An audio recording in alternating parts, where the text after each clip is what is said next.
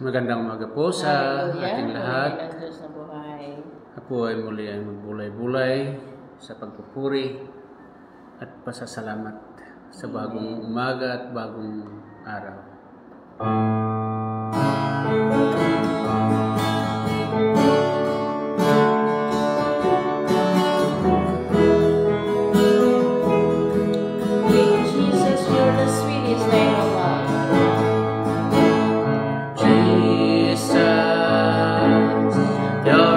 Sweetest name of all, Jesus, always hearing when I call, oh Jesus, you pick me up each time I fall. You're the sweetest name of all.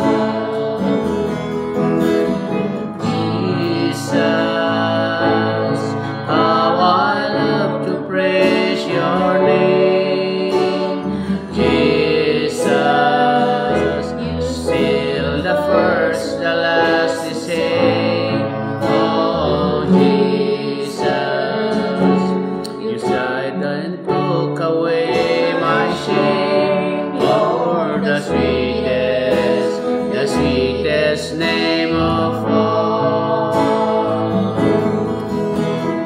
Jesus, you're the soul's coming King. Jesus, we need the love that you may bring. Oh Jesus, we lift our voice up and sing, you're the sweetest name of all. Jesus, you're the sweetest name of all. Jesus, you always hear when I call. Oh Jesus, each time I fall, you're the sweetest name of all. You're the sweetest name of all.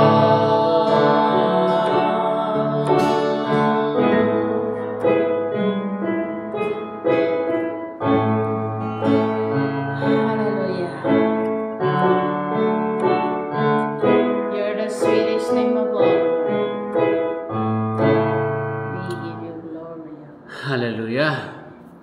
Tayo po muli ay magbulay-bulay sa salita ng Panginoon. Ay alam ko na ang bawat isa sa atin ay may kapaguran sa ating buhay, pero ang Diyos po ang nangako na seek ye first the kingdom of God, and all these things shall be added unto you. Saan po matatagpuan yan? Sa Matthew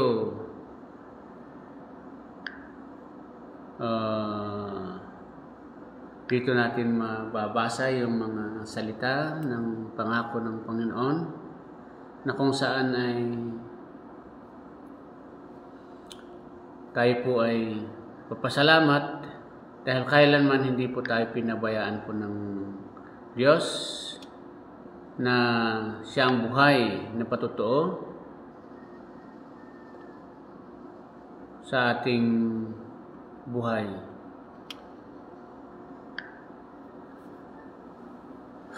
Basahin po natin ang isang salita na binitawan ng isang hari sa Proverbs 10:27. The fear of the Lord adds length to our life, but the year of the wicked are cut off. The prospect of the righteous is joy, but the hope of the wicked comes nothing. The way of the Lord is a refuge, for the righteous, but it is a ruin for those who do evil. The righteous will never be uprooted, but the wicked will remain in the land. The mouth of the righteous bring wisdom, but it perverse. The tongue will be cut off. The lips of the righteous know what is fighting, but the mouth of the wicked only what is perverse. Pagpalain po ng Diyos ang kanyang salita na ang takot at yung takot na sinasabi dito is yung ikaw ay natatakot dahil ikaw ay mamatay o somebody will kill you. Yung takot ay isa itong pagrespeto. Tulad ng araw, hindi lang tayo ay natatakot sa ating magulang, pero yung respeto at pagsunod sa kanila ay andon.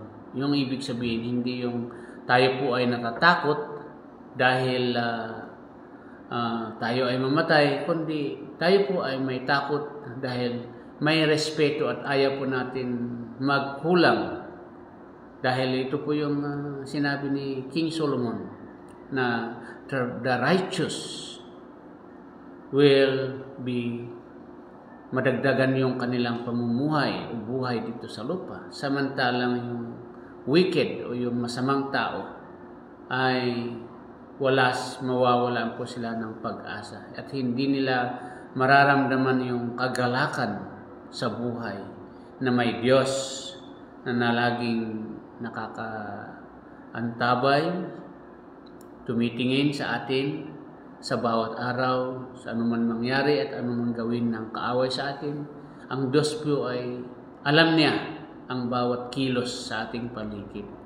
Kaya po sa umagang ito ay tayo po ay tulad po ng sinabi ko kanina sa Matthew, seek ye first the kingdom of God. Hanapin po natin yung gawin ng Diyos, pwedeng gawin ng Diyos sa atin sa araw nito, upang tayo po ay laging kampante na hindi po tayo mag-alala kung ano man ang pupuntahan natin, gawin natin. There is always a God who will fight for us. I will fight for you. Sabi po doon sa Isaiah. Ipaglalaban po tayo. Dahil tayo po nga ay pinili bilang isang anak niya. Those who receive Him, God gave them the power to become children of God. So therefore, if we are children of God, then meron po tayong karapatan na protektahan niya.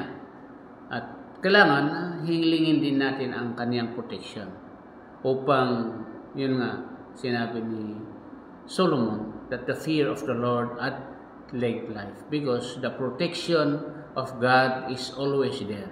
He cares for us. Diba? Sinabi po ng Panginoon, kayong mga napapagod, kayo pong mahihina, hali kayo at bibigyan po kayo ng kapahingahan. Rest means to be with God. The presence of God will always be with us. Kaya sa umaga nito, tamasain natin po yung presensya ng Diyos sa ating pong pagpurit, pananalangin, dahil kasama po natin siya sa umaga nito. Tayo po ay manalangin. Pag-pray natin yung ating mga kapatid, pagmamahal sa buhay, mga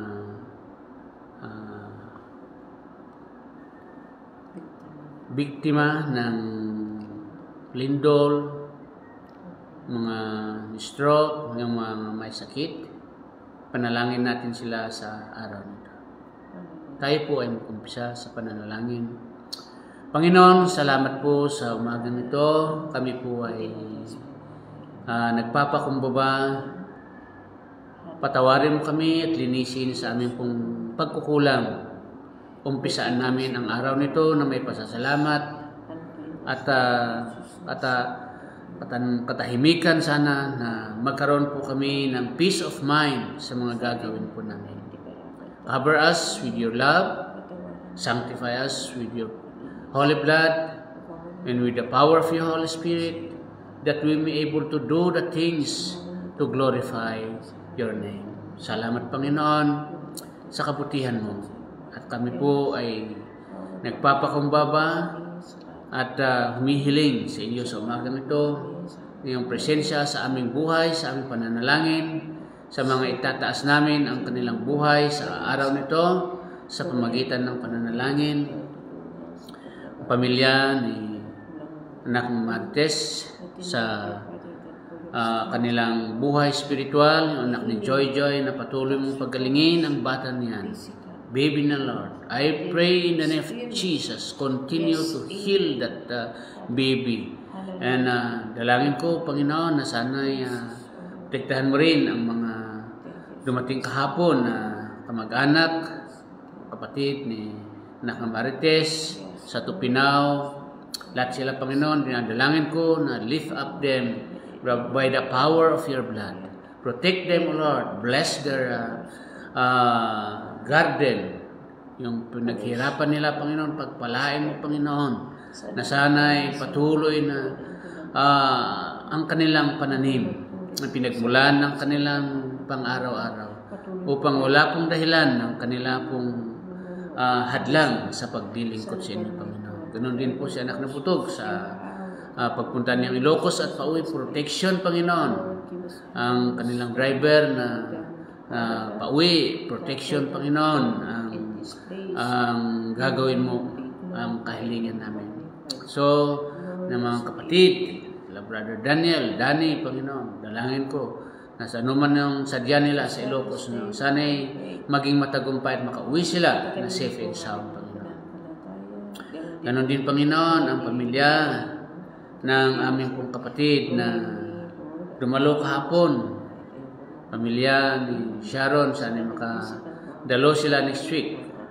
At si Virgil, Panginoon, kanyang mata na makakita na. Si Lingan, Panginoon, patuloy mong pagpalain ang kanyang kapatid, ang aming kapatid nito sa pang-araw-araw na paglabas pa sa kanilang bahay sa trabaho. We are praying also for those victims sa BGH na sakit, na stroke, kidney. I pray in the name of Jesus, aming batch 94, Panginoon, na sana'y pagalingin mo si Mila Sakpa sa kaniyang crown sa ICU. Lord, I pray that touch them. Lord, I pray the healing power from your touch, O God, meron pong kagalingan. Dalangin din namin, Panginoon, pamilya ni Grace, Attorney Grace, Lord, at the Engineer Clem, Panginoon, Astudillo family, Valdez family, hindi sila makadalo dahil sa gawain nila nasa probinsya, Lord. Ang kanilang anak, Panginoon, pagpalain mo sila. At pamilya ni Jean dito sa aming po kanyang mga anak na sana'y magamit sila sa kapurihan mo. I pray, Lord, na sana ay matagumpay. We are praying our mission sa Mindanao from Cagayan de Oro to Bukidnon at lahat po ng kapatiran namin doon in the kapangyarihan na kayo pong kumontrol sa mga tinamaan ng lindol, Panginoon. Sana kayo po ang muna sa mga pastors, mga local churches doon sa Mindanao.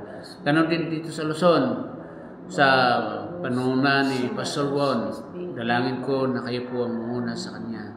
Ganon din po, Panginoon, ang aming kapatid sa Laguna, ating pong church doon, panguna ni Pastor Ortiz. Lord, I pray na hipuin mo siya at pagalingin sa kanyang sakit na Alzheimer, kanyang asawa, kanyang pamilya, pagalingin mo sila sa pangalan ni Jesus.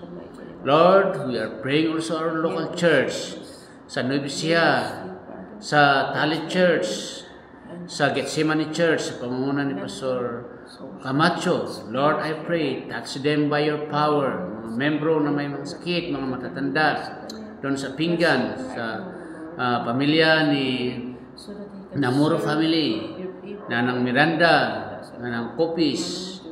Lord, I pray that heal them by your power.